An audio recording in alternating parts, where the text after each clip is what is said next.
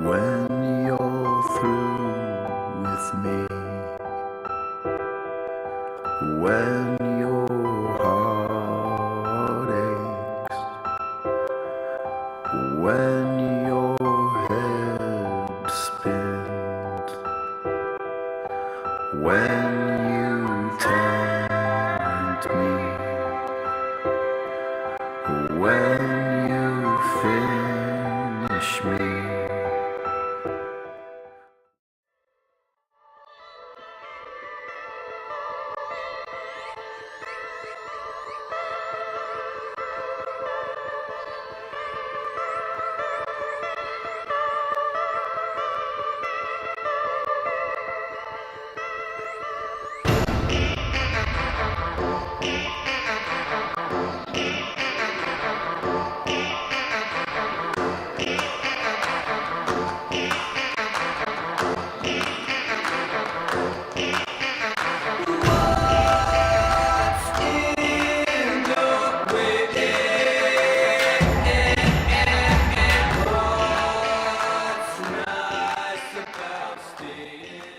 All you guys need is one bin.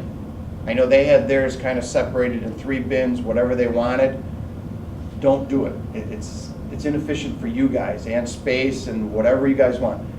If you put it in one bin with a bag in it, or however you do it, all over the store, however you want to, just throw everything that you got a list of what we recycle, put it in one thing. We separate it over here, and you'll understand why after you go through it. When we first go up, you'll see, like Tom mentioned, we have these silver tubes above that the guys, when they go through, will take out all of the plastic bags, and they'll kind of just throw them up in the air, and these tubes suck them up. And yeah, you'll see, they like, you know. So, and then they're put into a container at the end and kind of smashed down and baled. And then we have another line that you'll see when we go up. All the materials going up a line.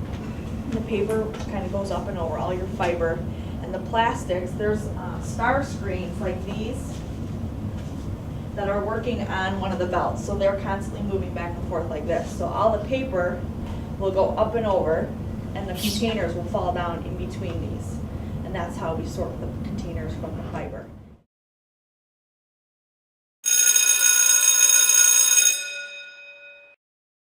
So we can take plastic number 1 through 7, excluding number 6, which is styrofoam, and some number 6 plastic containers. We do take glass, tin, aluminum, newspaper, and other fibers like junk mail or file folders, and cardboard. So all of that can be placed in your recycle bin.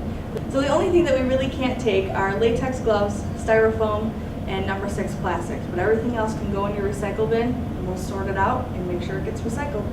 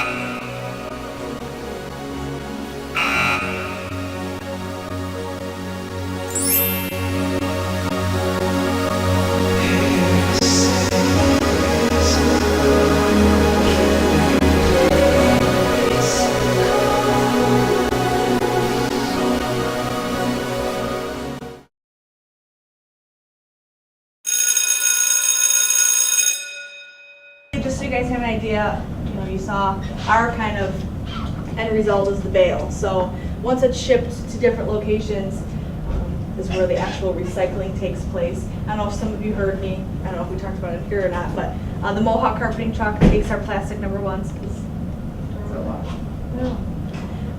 Takes our plastic number ones, the water bottles, and they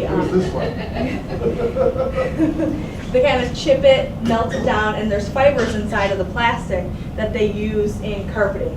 It goes actually to a mill in Georgia, and they use it in carpeting. We have a MCS truck here all the time, and they take all of our newspaper, and what they do, they ship it over to the West Coast, and from there it's loaded onto boats, barges, and shipped over to China.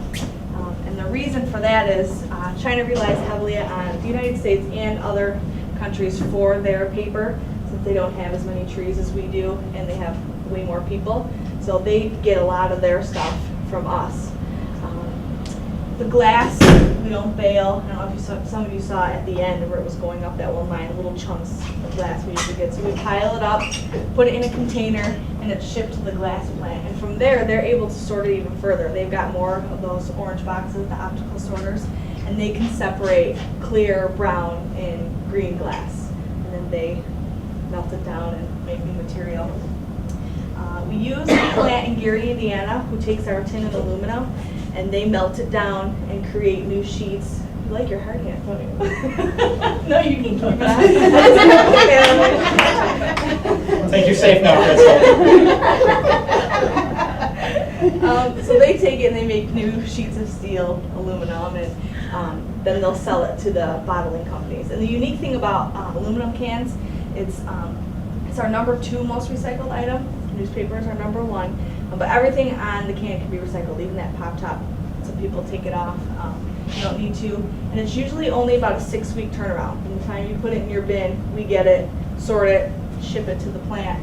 It's only about 6 weeks before a new can is back on the shelf. So that's one of the quicker ones. What else do we have here? Oh, the number 2 plastics. Who we give them to changes often. I'm not sure of the names. Our recycle guy handles that, but that's used to make a lot of playground equipment in the area. A lot of the new plastic lumber at parks you'll see instead of the wood benches, or the decking material comes from that. What else? Cardboard. We have 2 areas for cardboard. Obviously you saw it all mixed in because that's most of our residential stuff. And then on another side by the garbage, kind of separated, is where all the commercial stuff comes in, like your big stores, Target, Kmart, Walmart. And we know that they have strictly cardboard compactors. We separate it over there and bale it up and then ship it. We use a guy named Curly, right? I don't know where he's out of. His name's Curly, that's what I know. And he takes the cardboard, recycles it. Now, the thing about cardboard is you can't recycle it over and over and over again.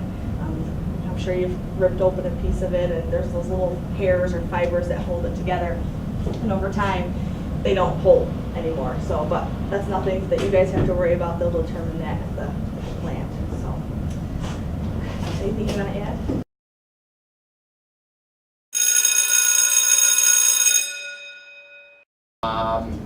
We set the recycling up prior to 2006. We've been evolving too with all of you guys. You guys have recycled, this is how much I gave that to Dennis over at the Munster location last time. I never even thought of giving you numbers. But that's how many tons you guys have recycled every year since 2006.